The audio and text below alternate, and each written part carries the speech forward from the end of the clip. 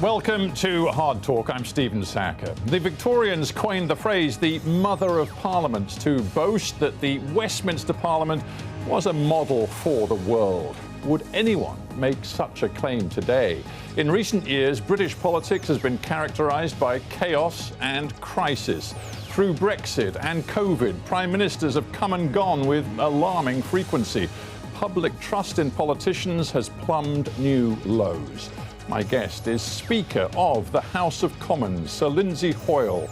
On his watch, is Parliament properly serving the people?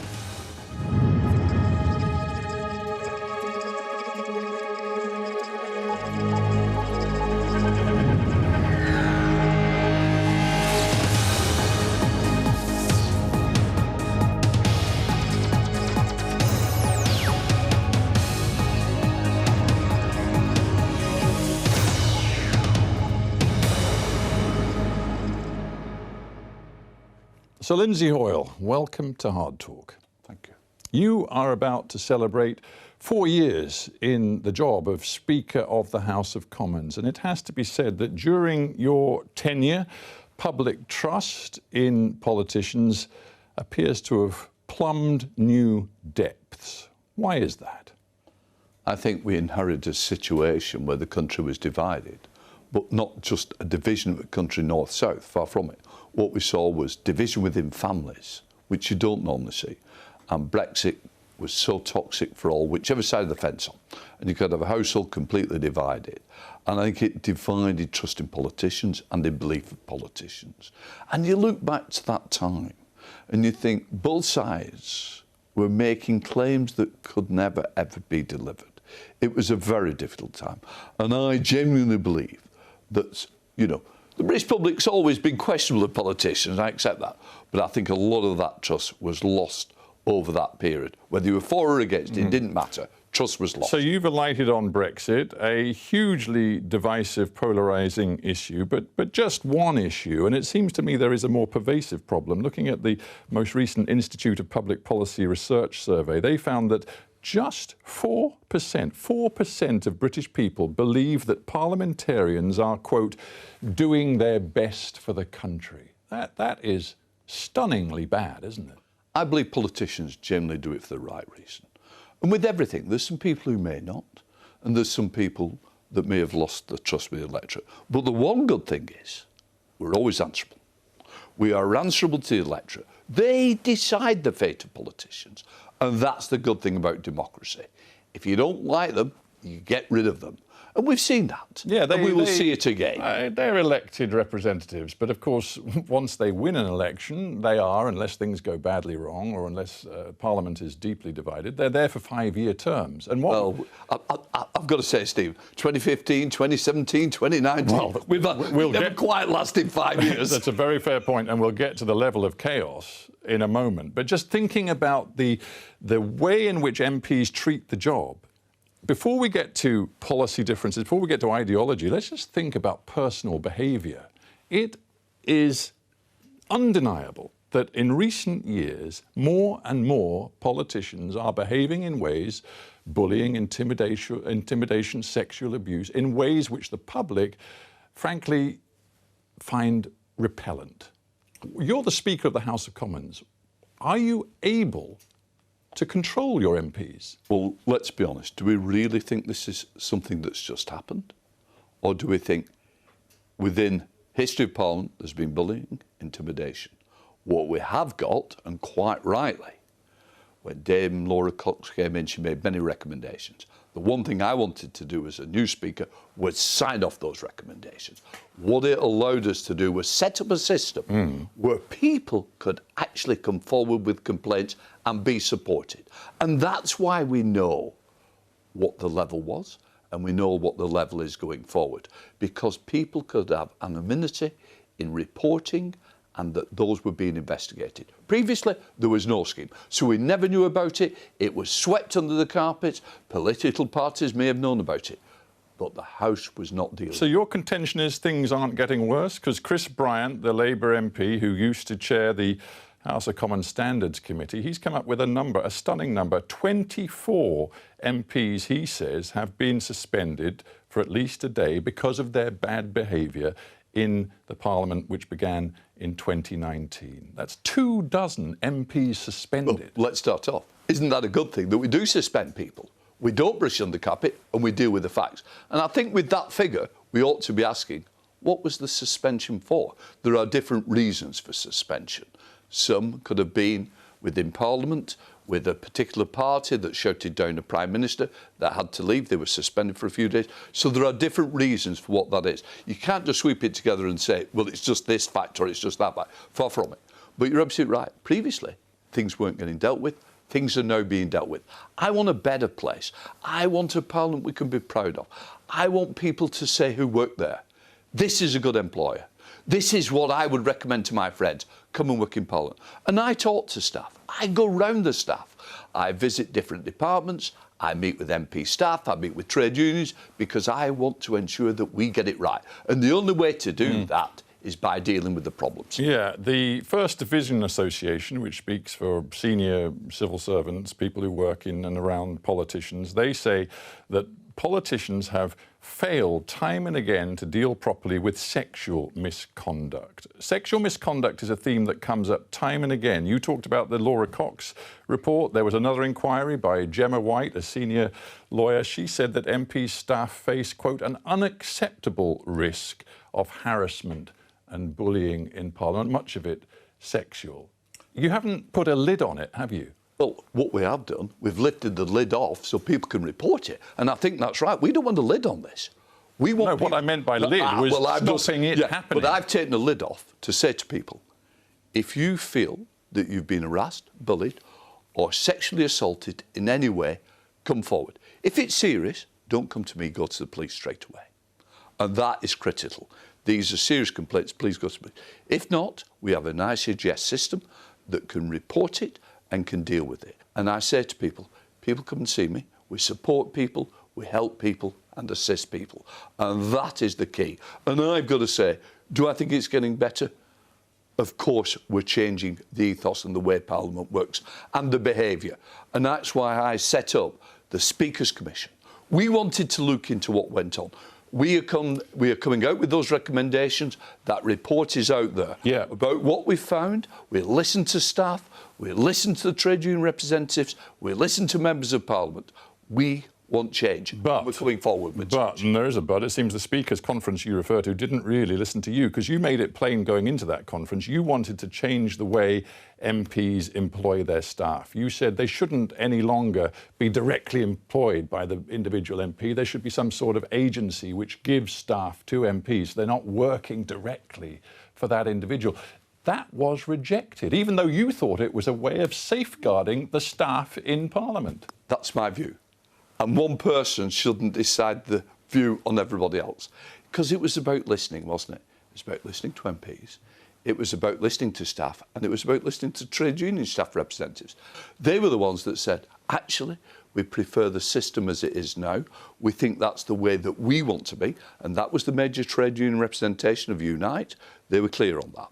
So what it has allowed us to do is to put in place support for staff, support for MPs, to deal with those difficulties right at the beginning, before they escalate. About early involvement, having a proper support system in Parliament that wasn't there. Do MPs lie? Do MPs lie? What I would say is we could ask everybody in the street, do you lie? It's what viewers of lies.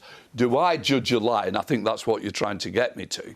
What I would say is that I haven't the power to judge whether it's a lie or not. That's a shame, isn't it? What I would say is there are many powers that I could welcome. Somebody said to me today, would you recall Parliament? I haven't got that power. People think I've got more power than I have. And what I would say is we have a Speaker that is neutral to political parties, so I accept the rules of the House and I work within the rules. If the House wishes to change the rules, of course I'll work with the new rules. But of course, I cannot make that judgment. That judgment is for others to make, not for me. I haven't got that power. In a very famous recent case, the Prime Minister at the time, Boris Johnson, was adjudged to have deliberately misled Parliament. Many people will remember that it was concerning behaviours inside Downing Street during the COVID pandemic. He assured the House that the rules had been followed at all times. A committee, the Parliamentary Privileges Committee, deemed that he had deliberately misled the House of Commons. How corrosive is it when that happens? Anybody who misleads the House, whoever they are, whether it's a backbencher, senior minister, prime minister, it doesn't matter. That shouldn't happen. But what was good about this? Nobody's too big within Parliament to be challenged, to be brought and judged by their peers to really report it on. And I think that's the power of the parliamentary system. Nobody ever thought, quite right, this committee would investigate and come out with the recommendations. And the recommendations where there were more government members than opposition members. That is the power of Parliament. That is the power of committees. And that's what really matters to me. It's about that power. But let's making their judgment. Let's consider what happened after Boris Johnson was adjudged in that way. He decided to quit before, in all likelihood, he was going to be suspended, and then there would have been a by-election in his particular political constituency, which he did not want to face. But he went with these words. When he resigned, he called the committee that had judged him a kangaroo court. He said it was a deranged conclusion. The whole thing was a charade, and he ended with this, the final knife thrust, he called it, in a protracted political assassination. I want to put it to you that politics and that kind of language has become dangerously toxic. Would you as Speaker agree? I am very concerned about language. I'm very concerned about the way we speak to each other. What did you think of that? The quote from Boris Johnson as he left Parliament that I just gave to you? And that's why that report was so damning, and they absolutely looked into what he'd said, and they concluded in that report that language was unacceptable, and the House agreed. And that is what is important. This was being judged by your own peers. This is being judged by members who agreed with the report. They agreed that the findings were correct. And that's what matters. It's about having a system that works. And this system worked. Because people always say to me, nobody dare challenge a senior politician.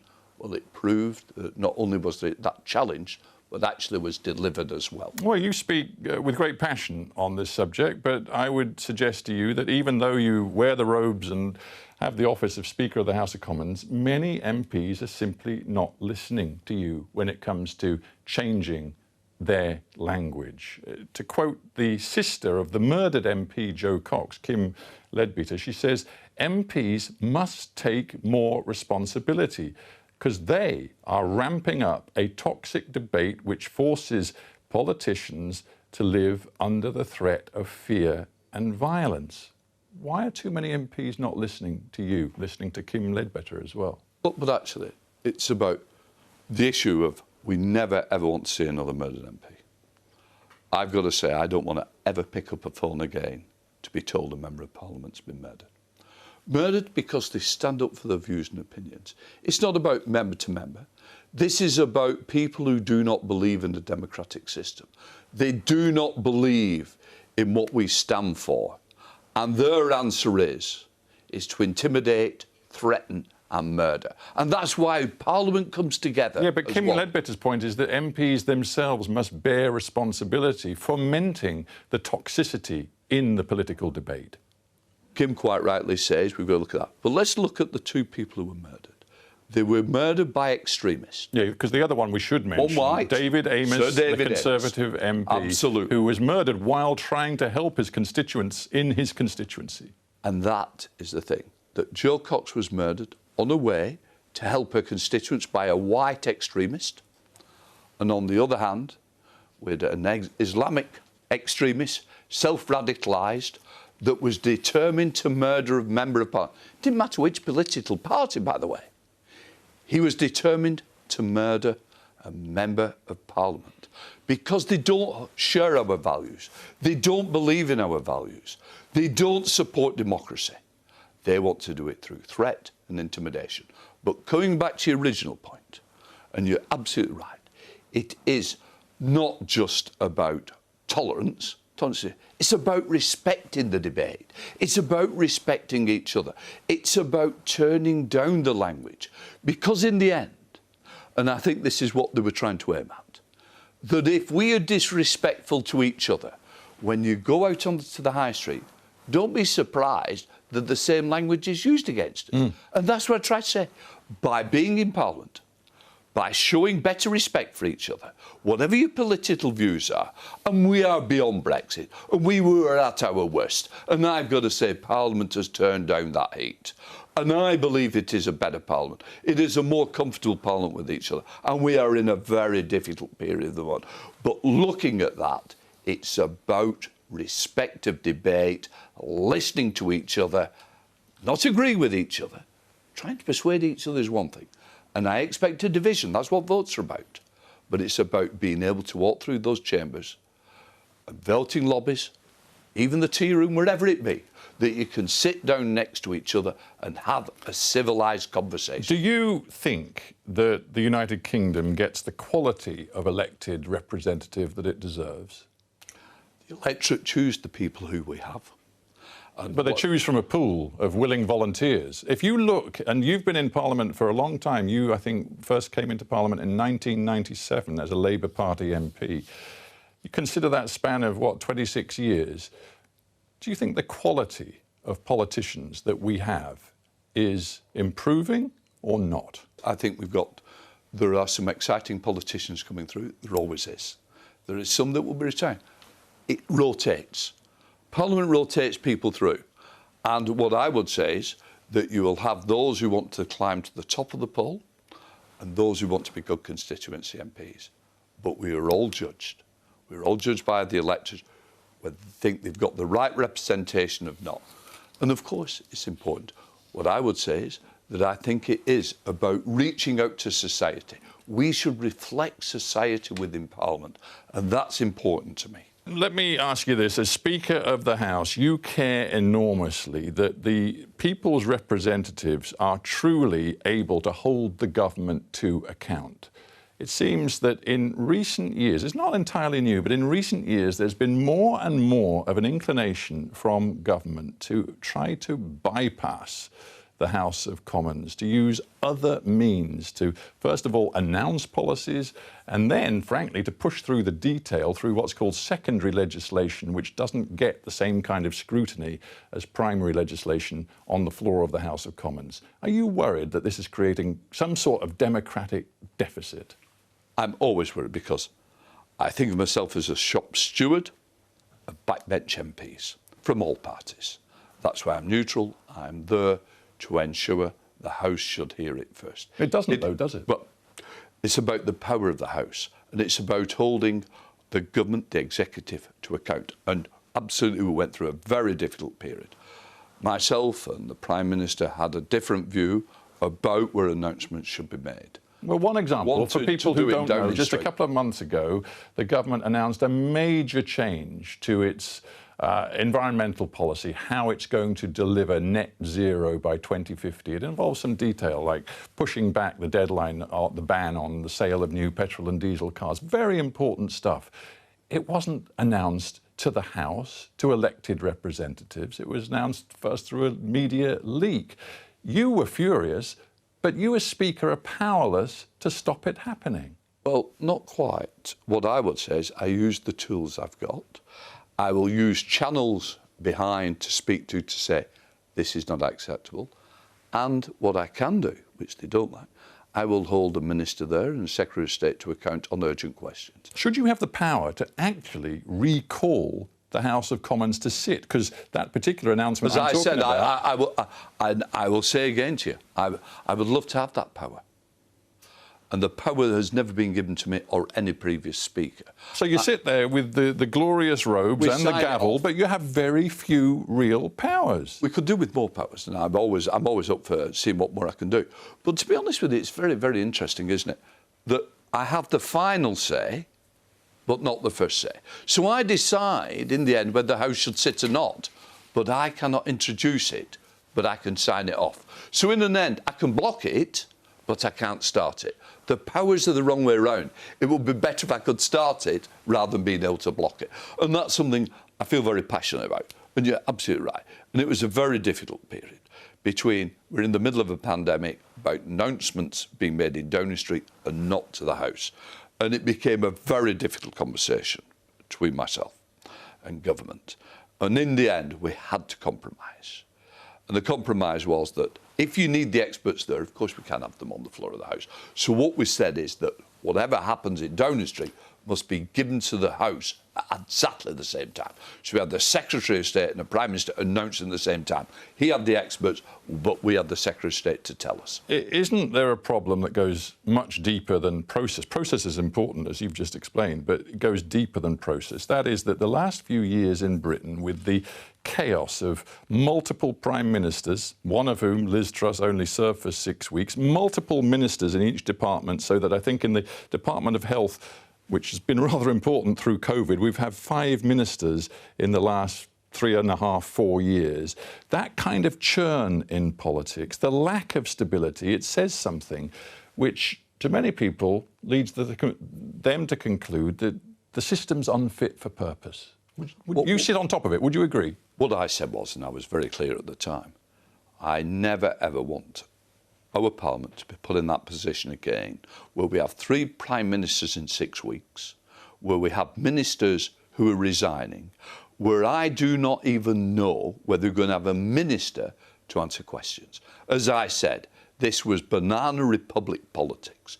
This was politics at an all-time low. We began with me saying in the past we crowed in Britain about having the mother of parliaments. You were saying we now have a banana republic. No, what I said was that period, and for that period, was my biggest worry about democracy. And what the world thought about the mother of all parliaments, what it thought about the bastion of democracy. And I've got to say, we looked like a laughing stock, didn't we? We did, and I agree. And it was about stability that we needed. It was absolutely absurd. And I'll give you, quite interesting, a minister came in and I said to the minister, I thought you would have resigned. He said, Lindsay, if I resign now, there's nobody to answer the questions. That's the level of chaos we got to. Thank goodness we're bringing back some stability, where Parliament matters, government matters. The executive has to be able to account. And we also need to know who is the Prime Minister and who is the Minister. So we never ever want to go through that again. And what I would say is the public are going to make a decision on the chaos of that period and on the chaos of what they see. Hang on, is that you as Speaker being actually rather political with that last statement? You're asking the public to judge the last few years, and you're telling me that the last few years have been a banana republic. You're entering politics. No, that was me making a very clear statement. If I don't know who's going to answer the questions, at what level of governance have you got? How is anybody accountable if we don't know if anybody's going to turn up? That is bad. That is a bad advert for the UK. That is a bad advert for the Parliament that I believe in. And the fact that members of Parliament turn up to ask a question of a minister and not sure whether the minister's going to be there or the minister have only got to be there 2 minutes, it was a low time. And I've got to say, we'll move on. But in the end, and it's not a political point trying to make any political persuasion, we are all judged, whether it's the Green Party, whether it's the Speaker standing, or whether it's the Conservative, whoever it be, we are accountable to the electorate. And it matters to me. This country matters to me. I am proud of the constituency I represent. All right. We have to end there, but Sir Lindsay Hoyle, it's been a pleasure. Thanks for being on HARDtalk. Thank you very much.